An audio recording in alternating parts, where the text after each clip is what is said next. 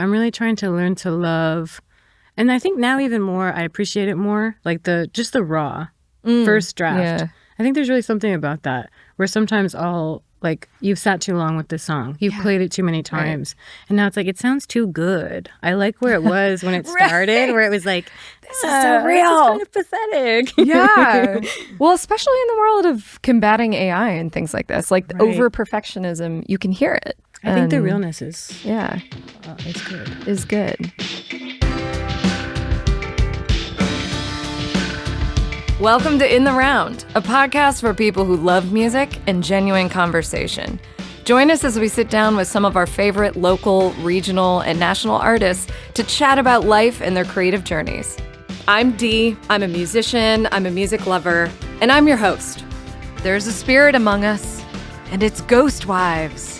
Maz, aka Ghostwives, joined us to discuss their recent return to the Midwest and brand new EP, Praying Mantis, how duality and symbolism integrate into their life and creative process, their side hustle in fashion, tattoos, Abe the Chihuahua, and so much more. Plus, hear a bit of their new song, When the Levee Breaks, and stay tuned next week to see the full performance. Here's Ghostwives. Maz, Ghostwives, aka Ghostwives, aka Maz, aka all things. Welcome to In the Round in Trilix Studio. So happy to have you here. Yeah, thank you so much. I'm really happy to be here. Yeah. Oh my gosh, you just played a beautiful new song. When the Levee Breaks. And for those who don't know you, I want to kind of zoom out on your sound, which is, it's hard to pinpoint, but you reminded me of a few different bands like Big Thief, Wednesday, Waxahachie, Mama. We talked about the Cranberries. You have this really beautiful, haunting, unique vocal sound. Thank you. Grungy guitar. I really like it. Thanks so much. How do you describe your music to other people? I definitely love the Waxahachie reference and Big Thief too. Dolores O'Riordan, like from the Cranberries, was definitely one of my favorites growing up. So I feel like that one feels really good. And I guess how I usually describe it is gothic folk. Yeah. Oh, I love that. Yeah, kind of like the American Gothic painting. It's like a very Iowa painting. Yes. So I don't know, when I think of the sound, I just think of it's folk, but it's like dark and dissonant and Well, and part of that is around subject matter of what you sing about too. Sure. And what I found really interesting is there's like a duality to me in your lyrics and your sound, where sometimes it sounds really personal. Like it sounds like you were talking straight out of your heart. But then other moments, it sounds like you're telling a story. And in the sense of there's like this objectivity, or there's like a greater message. So it's like you're talking about a feeling and then you zoom out and you're like, and the world's screwed because of this, or because of the lack of this. It was the lack of this, for sure. I do think, I like to write in a way that's like, it's saying one thing, but it could mean another thing, or there's other meanings to it. Yeah. Right. I do that myself, and then I feel like I trip over my own lyrics when I'm playing live, because I'm like, wait a minute, what am I describing? What was I saying? What was it? Is this not me? Yeah. No, it's very poetic, and I do love, because actually you used to go under the name Cowboy Poetry, right? Yeah, which is also a great descriptor. But I do love Ghostwives. I believe you made a post about it, and you said you're gayer and creepier, and that's we're why I bringing wanted out the post. We got the files, which I love. No, but I love that you're like, it's Ghostwives. I liked Cowboy Poetry, but I thought it's not country. Kind of like what you were saying about the post country. Yeah. And so it's giving the wrong idea, maybe. Right. And like, as much as I'd love to be a cowboy, more of a ghost-wife. Right. I'm spookier than that. Yeah. No, it does sound kind of creepy and kind of gay. Yeah. I was hoping it didn't give like Mormons, though. No. Like a lot of wives, polygamy. Sure, yeah. But if people get that from it, that's just... How many Ghostwives? Keep them guessing. Yeah. However many Ghostwives you need to keep you happy. Right. It just takes a lot sometimes. I love this. So you have been playing live for a while, but it sounds like just recently, it seems like you're putting out recorded music, right? You just released an EP last year, 2025, called Praying Mantis. I wish I could... You have this sweet tattoo. We'll flash a photo of it or something, because it's amazing. I'm not going to make you like flash everybody, but really cool tattoo of a praying mantis. And I was curious if it was the imagery of a praying mantis in the sense of like it's this amazing creature, but it will eat your head off. Yes. You know, is it again that kind of duality? I kind of liked that. Yeah. And the praying thing is like, right. I love to reference like religious stuff. I think I don't know, as a queer person, it's just kind of funny to me. I don't know if funny is the right word, but I'm like, haha. Yeah, funny, haha. You guys can't have everything. I can be spiritual too. Yeah, don't worry. God loves me. Yes. Yeah, it's a good point. Well, and there's it kind of to me speaks to the two sides of, you know, even someone being religious. That can be used for joy or it can be used not for joy, which we've seen, you know. Yeah. And so I feel like praying mantis kind of embodies that. But again, a lot of lyrics on the record sound very personal and like you know, been through some stuff, maybe some loss, maybe, you know, people not in your lives anymore. Your lives as many ghostwives. I do have a lot of personalities and a lot of lives. Yeah. Ghostlives. That might be a new. Ghostlives. If I change the band name again. Okay. It might be Ghostlives. That's pretty good. I mean, any iteration is good, but yeah. You're welcome. Thanks for that. I'll give you credit. Yeah. But how was that writing process? Because the record, like the EP just came out, and I was curious if the songs were fresh or if you've been banking these and then. Yeah. So I think I've been writing these songs for a long time. Like a lot of the songs from Praying Mantis that just came out are ones that have kind of been in my back pocket for a while. And I've been playing the songs for so long, like over a decade in this style. But I really, I struggle with perfectionism a lot. And so I think finding Brian Vanderpool here and hearing what he was able to do with the songs, I've just now felt comfortable. Like, this is what they're supposed to sound like. This is the life they're supposed to have. And they are so personal and they do mean so much to me. Yeah. So I didn't want a shitty sounding recording. Yeah. Which I have many of. But I don't want to release those. Yeah, no, that's so true. I always joke, like, you got to delete, like, on my phone, my, like, voice recording. I'm like, got to delete them if I die because there's a bunch of, like, no, you know, bad songs on there. We want to hear those. Yeah. No, that's... I think that's a struggle. I feel like that a lot of people, like we always talk about, it's easy to sit in your bedroom and play, or even like a lot of TikToks and kind of the internet world now, you see that.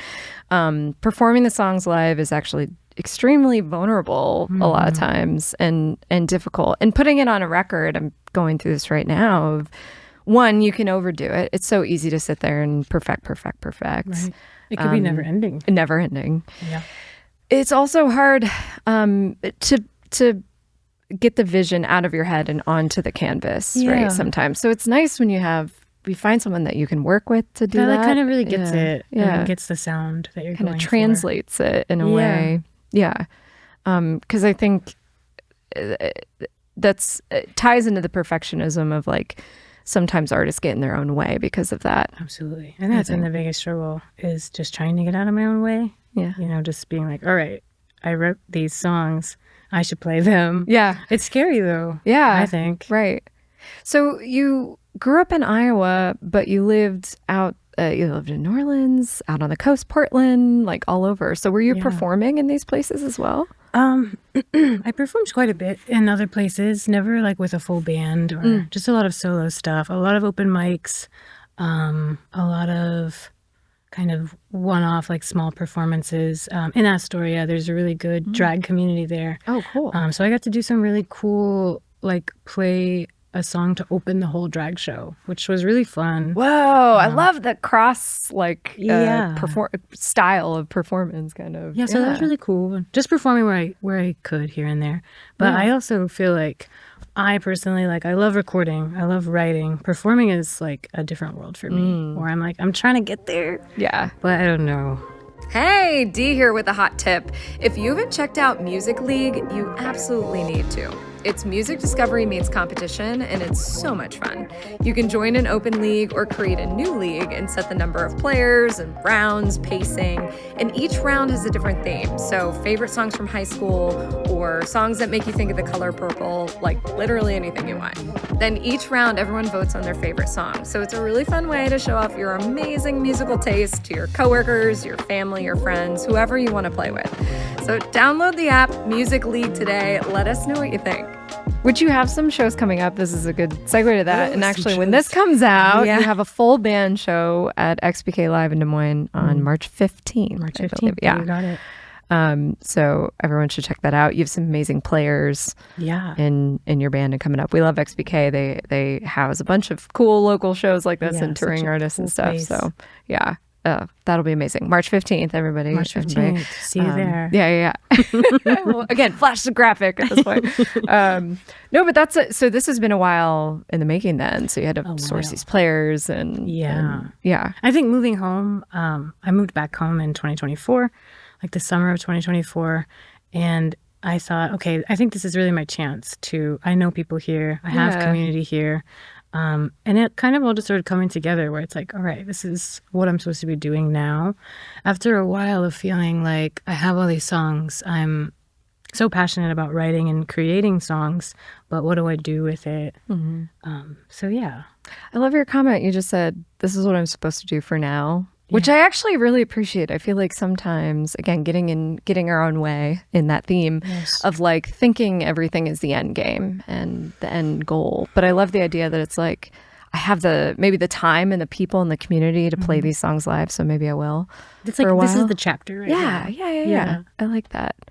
What can I ask? What brought you back to Iowa? Yeah, I think my family's here. And yeah, just wanting to be closer to family. I have like more nieces and nephews than I can count. So everyone's having babies and I'm like, I want to be around for that stuff. Oh, I love it. Yeah. And sadly, I did lose my dad over the summer of 2025. So getting here a year before that happened, I feel like was really lucky in what was supposed to happen. Having that year with him. So that's kind of been the biggest thing, like being here for family and knowing that we have to face this inevitable end. And I think just being around for that, wanting to be closer. I'm just not ready for, it's weird to age and get closer to the age where we might lose our parents or, family members. And it happens and you're never prepared for it. There's no way to be. Do you see... Has that been influencing the newer songs that you've been writing, I assume? Definitely, yeah. The first thing I wrote after he passed is like one of my favorite songs I ever have written. So I feel like it really has impacted me, and also just the person he was and how much he supported me in music. I just really, it means a lot to me.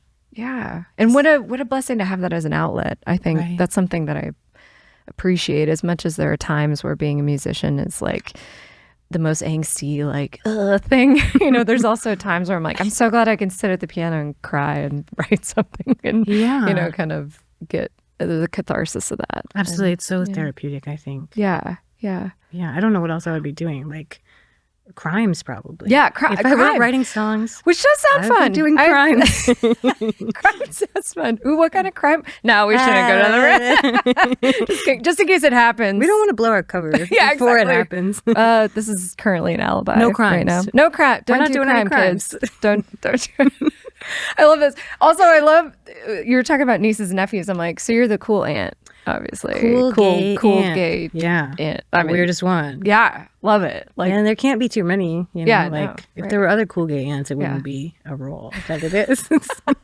I also am a cool aunt, so cool aunt to cool aunt, cool person. Aunt is good. Uncle, I mean, sometimes. Sometimes that's a role. That you want to play. Something else cool that you do is like with clothing and design and dress. What am I trying to say? Stylist. Yes. Stylist work. Yeah, so it's kind of a little business that I started just based on like hating jobs. Oh, I love it. Yeah. And you hate your job, start a new one on your own. Start a business. No, it's not easy, and it's you really throw yourself into the unknown. Yeah. Of There's no for sures. There's no for certains. Right. But I need to change things because I'm not happy. I mean, I kind of think a job feels like prison. Yeah. Maybe that's just me. But you have a really fun job. But a lot of jobs Thank you. feel like prison. Yeah. I don't want to be stuck somewhere 8 hours a day. Right. And my dog is elderly now. Oh. So it really just came from like, I love clothes. Yeah. I mean, I was given the opportunity to dress like Tony Soprano today. Which I love it. I do love it. Thank you for that chance. But yeah, so it's really fun. The kind of concept is people who hate to shop. Some people hate to shop, which I don't relate to. Yeah. Sure. But some people don't like know what to wear. Yeah. So I have them make me a mood board, a vision board, like textures, patterns, styles they really like, inspiration. And then we talk about their sizing and what their goals are for fashion and build them a bundle. And some of it is like you're thrifting things, right? Like it's a lot of thrifted. Like everything's sourced, that's so cool. Sustainably. That's kind of the goal. I love it. It's like it's such a cool, different route for creativity. And yeah, it's really fun. Yeah, and I love clothes, so I feel like it's the way to go. Well, and you're kind of translating for a lot of people, like the way Brian helps put your music like on. I feel like you're doing that in the fashion world. You know, in it's like you see cool outfits, you see a cool thing happening, but you're like, I don't know how to get there. Yeah, how to do that. I think people are scared sometimes too. Like, it's not New York City. We can't just wear whatever we want, but we can. No, you can. You can. Wear the fun stuff. Get a little weird with it. Yeah. No, totally. Although now I'm really nervous about my outfit. No, your outfit's cool, but if you ever want styled. I do. I'm the person for it. I'm gonna call you Miss. No, that's amazing. So what are some other, and speaking of jobs, what are some other things that you've done? Now I'm curious. I'm curious. Yeah, I was doing some social work stuff like before. Oh, that's styling. So hard. Really hard. Yeah. I don't think enough like money is given, credit is given. Yeah. None of it. It's like a teacher situation. It's like, you're doing the most important job. How about we pay you the least? Right. I won't go into it too much. Sure. But don't want to burn too many bridges in crime. But I was working on 988, the crisis line, most recently. Yeah. And like with the new administration, we lost funding, and so that it was like, yes, I chose to start doing clothes, but really I didn't have a choice. Well, it was like, I gotta eat. Yeah, well, that's fair. But also, I think that would just be so heavy to do all the time. Like, a hard job. I really liked it. It was remote. I think like being at home really helps. Yeah. If you're like a, introverted kind of person, working at home is great. Yes. But yeah, it's heavy stuff. I mean, there were some calls that it's just wild. But to get to be there for someone. Yeah. And be a safe person for someone while they're in their worst moments. I really loved it. Yeah. Yeah. Because now I'm worried about like, who are they calling now? No one. Pretty much. Yeah. Cool. That's fine. Thank you. We're fine with this. Anyway. Not to get too deep, but but I was just curious because, again, living in all these places too, I wasn't sure if you were you had a through line of, working in I've done all sorts of different stuff to survive over the years. Yeah. No, whatever you got to do. I think, but also exploring the country. Like I will say, being on tour last year, I do appreciate the Midwest, after being in all these places. There's amazing places, and there's times where I'm like, why don't I live by mountains? What is wrong with me? That is an option. Yeah. But there is something to be said, and coming back here and kind of the community, and I love that, you're finding people to play with and places to play. Yeah. Because it's not that you're new to music. It's just that, the kind of the performing aspect and new to actually trying to do it. Right. Yeah. Doing the thing. Are you planning on touring? Like, given that you've lived all these places, is that the idea? I think after all the traveling I've done, and I've done van life too, I think I'd be good at touring. Yeah. And I would like to, but also I don't know how that will look. Yeah. We'll see. It'll be fun. Into the unknown. I just keep hearing Frozen now. It's gonna be so good morning. I know. Sorry. Sing something else. Baby, one more time. We're gonna. That'll come up later. Another segment. I was curious about that. Also, having lived in other places, a lot of times there's like connections that you end up, that you're able to tap into when you do that. So I think I definitely have like places to stay. Yeah. Because you seem to have a good network. Like you've like strong following building on Instagram, and you're really purposeful about, putting out videos. I'm always amazed. I'm like, look at that content. Like Maz is doing it. Like you have to. I mean, I feel like part of the new age. We're in the future. Yeah. And you have to like be good at social media. Yeah. It's a good thing I like it. I kind of like it. Right. Yeah. It's cool. Your apartment looks really cool. Like all your videos look really cool. Thanks. It's fun to watch. And I think like it's great to see artists too. Something I actually like in speaking of attacking perfectionism is seeing artists kind of say, I just wrote this and here we go. And I'm going to kind of put it online just for something to... First round. Yeah. Which I think is totally nerve-wracking. Like a lot of times you want the pie fully baked, before anyone tries it. But it's kind of cool to see the process. I think so too. I'm really trying to learn to love, and I think now even more, I appreciate it more, like the raw first draft. Yeah. I think there's really something about that where sometimes like you've sat too long with this song. You've played it too many times. Right. And now it's like, it sounds too good. I like where it was when it started, where it was like, this is so real. This is kind of pathetic. Yeah. Well, especially in the world of combating AI and things like this, like over perfectionism, you can hear it. I think the realness is, it's good. Is good. Yeah. So when the song you played for us today, When the Levee Breaks, talk a little bit about that process. Is that a newer... Like you've written it more recently, or is this still tapping into the bank? That one was like in 2025, so pretty recent. Yeah. And just trying to write for a new record now that I have all these songs that I could record or would want to, but they feel like so just like that's so yesterday at this point. It's like so in the future. It's not. I haven't come back around to that yet. I'm not even going through that anymore. That's not even, I don't even know who that is. Who was that?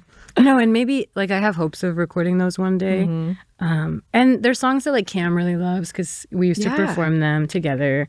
So it'd be cool to do something with them. But I think for now, I'm just writing so much. I'm really like focused on forward. Momentum. Yeah, I love that. Yeah, Cam is the drummer, and his brother Jay, I believe, is playing in he's kind of more like a one-off, Yeah, Cam's like always there. Yeah, Cam's been which like we love. Trend true. Yeah, we should have made him come today. It'd be fun. We should have. We love you, Cam. Yeah, we heart ding ding ding. We should have a little like heart emoji thing pop up. Another photo on the screen of Cam. just me. I love giving people shout outs though because he plays with a lot of artists in town. He's like the coolest person Yeah. And best drummer I know. Yeah. He's super solid. So we just have incredible talent here too. And so I like, that's why I was curious like about moving back and like you're still, if anything, you're able to do music even harder here. Like you don't, just because the coasts are great and there's connections that come out of that, but like there's a way to really invest, I think. I think so too. And I really do, like, I do see this as my home. Yeah. And there's something about it, kind of like you were saying, like, all the other places are beautiful and great, but something about Iowa. Yeah. Yeah. And I'm so happy to be, like, doing this here. I feel like I could have, and maybe should have, like, tried to make a band anywhere. But I want to do it in my home. Yeah. In my place where I come from. Like with your family, with your band family. Yeah, absolutely. Yeah. And it's just like happened so naturally. It feels like making connections here. Yeah, right. So it feels like it's the right thing to do. Yeah.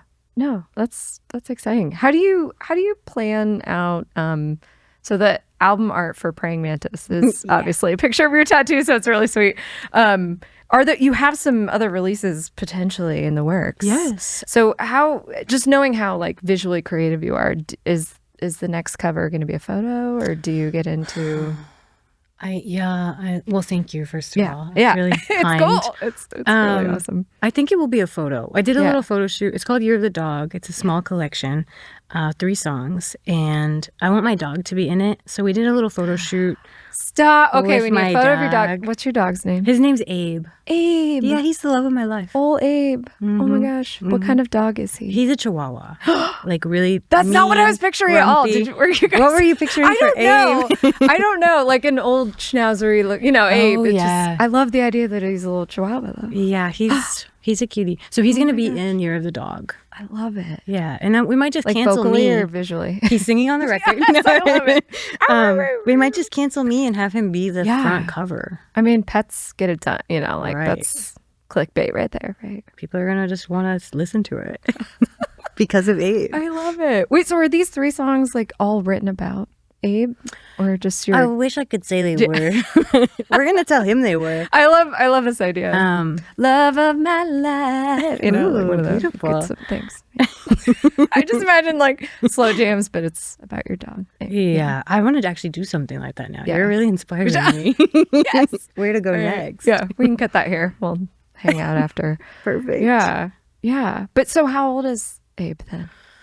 I always get it mixed up. Like, is he 11? Is he 10? Okay. He's gonna live forever, so it doesn't matter. Sure. Right. Yeah. We used to have a cat. We called it Green Mile Cat because he was just gonna live. Yeah, I know he didn't make it. Poor Hobbs. Don't tell me. This episode is just gonna be a bummer. We're just talking about dead pets and. Yeah, I wasn't gonna try to be a bummer, but I just kind of am. It's the Ghostwives vibe, and I'm here for it. I can't change it. No, I think it's so sweet. I honestly, pets, like when we lost our cat Hobbs, Yeah, R.I.P. sorry, by the way. It's so crazy to me how that feels like it's real grief, you know, Super because real. these little creatures live in your house and in your heart. They're and babies. Yeah, it's very, very real. I'm trying to think. I don't think I've written a song about a pet though yet. So now you're inspiring me. You might want to tap into that. Yeah, grief yeah. and- I should. I mean, I'd sing at them, you know, but it's Right. not like, that's more like, what are you doing? Just sing Going up everything the at sta-" them. Yeah. I'm sure they're sick of our shit, but I love it. I need to do like a deeper dive on your Instagram to find more photos of. I archived almost everything. So Okay. I was like, I guess I'm a band now, so I have Oh, to right. be You have, like, serious. have a front that you have to Put show away off. Abe, I guess. I love it. Oh gosh. So You're the Dog is coming out, and You're the then Dog, yeah. Mother of Swords is Yeah. also another recording that's kind of in the Right. It's like pretty much all written. yeah. No recordings yet. Yeah. Maybe like a couple, like, in the bathroom recording. Like, Hey, sometimes those sound amazing. the so, acoustics yeah. are great Yeah, in there. acoustics I are like often it. Good. Yeah, we'll see. I need an investor. So if anyone Oh, yeah. wants to, Let's do that. Yeah. Once we find the funding, Yeah. and by we I mean me. So what make I'm it curious happen. about, though, you have these things named, and because usually I think I approach things where I create something and I'm like, what the heck should I call this? But you have this, like, it seems like you have this forward vision of it. Yeah. Like, here's what it's called, and then I'm gonna make it that, I guess. I think that's a good way for me to like move towards something. The name of something and kind of the aesthetic of something. Yeah. Just feels really important to me. So if I can get that, then the rest is like, all right, it'll fall into place. It's just such a unique way. Do you do songs that way as well, where you like you're like, I have an idea for a name of a song? Do you operate that way? Sometimes, yeah. I get really inspired by literature or books that I've read. Yeah. So I like to name songs a lot of times like after books or a reference of a book or things like that. Like when the Levee Breaks is an ode to Led Zeppelin. That's like their song. Yep. So things like that where I'm like, I love the sound of this. That can kind of shape it. But also with songwriting, I just have like notebooks upon notebooks, a running notes app of little ideas, snippets. Yeah. If I'm reading or watching something. Like I was watching Call the Midwife. Oh, like I watched it all the way through. I put so many notes in my app of things they were saying. I was like, I'm going to write with that. Oh my gosh, I love just random I was stuff. Called Midwife is also a great album title for Ghostwives, I feel Next like. one, next after Mother of Swords. Yeah, I love this. Thank you. It's like a whole You want to write this we'll one just together? plan out the whole What do you calendar. think? Yes, I do. That'd be amazing. No, I find TV very like film and TV very inspiring as well. We were just talking today about like soundtracks of movies that are just totally real quick. I have to say, I got to put it out there into the world. Yeah, my dream is to score a film. I want to like make specifically for a movie, or a film, or like make music that will get into TV or film somehow. That's like my real goal. Same. We should do it. We got to make it happen. Yeah, we should do it. Who knows? We're manifesting. Ready? 1, 2, 3. No, I can hear that though in the moodiness of what you write. I feel like I could totally see it in a show. That's kind of what I was getting at. I was like, I'm really inspired by that, and listening to your music. That's it. there's like a trance to it that puts me in a mood. Yeah. You know, which is usually what you're trying to invoke when you know, Totally. does sound design like that and film. We made a joke earlier. You made a joke that you don't play guitar. We know you do because we watched you. But we try. But when did you start? Like, have you always played guitar like early on, or? Yeah, so I took piano lessons when I was 8, 9, and I was like in this like classical kind of training. It was kind of serious, and I sucked at it. Yeah, I was so bad, and I just didn't really like the structure or the rigidity, whatever we're saying for that. Yeah. And I wanted to be writing. I was like, I'm going to learn Bohemian Rhapsody, not like whatever's going on here. And my mom couldn't get me to practice. Yeah. So then they were like, cancel that. And then my parents bought me a guitar. So then I was like, all right, I'm going to not shred, but I'm going to teach myself.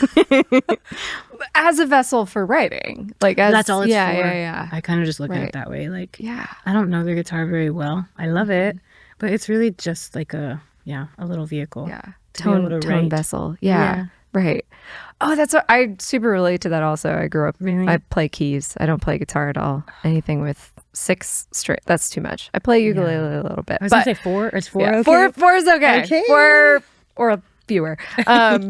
But playing piano, that was the same thing. I, grew up taking lessons, and then as soon as I figured out, I was like, oh, I don't have to do what's on the page. Like I did not care about practicing or anything. Yeah. And then I wanted to learn Ben Folds songs and just like things. Yeah. And that I did not go after Bohemian Rhapsody. I feel like that's so epic. Yeah, you're like, how about the hardest song ever? And what about Queen? Like a 10-minute like odyssey of I learned song. it. Yeah. So that's no, I love that. Yeah.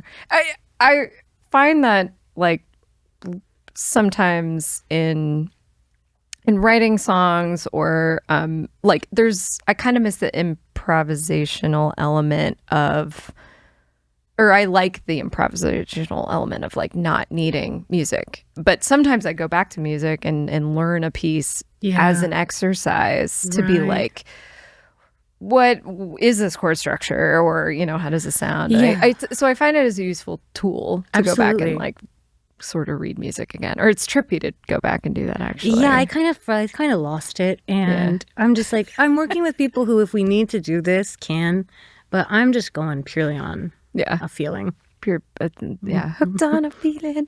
Yeah. So is that when you're working like with Brian or in the recording studio? Yeah. So other people are playing those parts, but do you write the other, like, do you sort of orchestrate, like arrange your songs too? Or was it like, keep playing it until I know that that's what I want? Yeah, that's a really good question. For Praying Mantis, and I'm not sure how it will go really in the future. Yeah. But just the rhythm, like the structure of the song, the bare bones, the lyrics, that's what I wrote. Yeah. And then Brian honestly like built everything else and composed everything else. Yeah. And just like not even trying, which is so impressive. Oh, yeah. He's stupid that way. It's fine. I know a lot of musicians, they like sneeze and a perfect song comes on. You're like, go away. You're bragging now. No, I'm really grateful for him and his talent, though. Yeah, just the things he played on those songs. Just feels really like it was meant to be. Yeah, that's great. Yeah. I see this like composer side of you, which I think is really cool. So I think it would be neat to hear, some a film design or something. Yeah. You should like get in on the 10-minute film stuff or something. I want to do that. That'd be cool. Yeah, I can totally see that. Yeah, maybe next. Maybe, yeah. Just giving you a to-do list on accident. Perfect. She's like, I thought we were coming here for an interview. Now I just have a laundry list of crap that I know what to do. I hope I don't forget. But again, you have a show coming up March 15th at XVK. Come here, the folk noir, the gothic folk, the moodiness that is Ghostwives. Such a vibe. Really love the song that you played for us today. Thank you. And so glad that you're here and back in Iowa and doing shows. And I hope everyone goes checks out Praying Mantis. Yeah, follows you to see the new stuff that's going to come. Anything else you want to share, Maz? Anything else? Oh, thank you so much for having me. Yeah, of course. It's been really fun and great. Absolutely. Love what y'all are doing here. And yeah, go listen to Praying Mantis. Check it out. See how you like it. And come to a show. Yeah. Live music. Live music rules. And I'll try not to throw up. Oh, yeah. No promises. Come see if Maz throws up March 15th. Help me get over my stage fright. No, it'll be good. Thanks for being on In the Round. Of course. We appreciate it. Thank you. Absolutely. Thought I could leave the light on and have no trouble admitting it isn't first time I've been wrong. In the Round is produced and recorded at Trilix Studio. Remember to subscribe to In the Round wherever podcasts are found.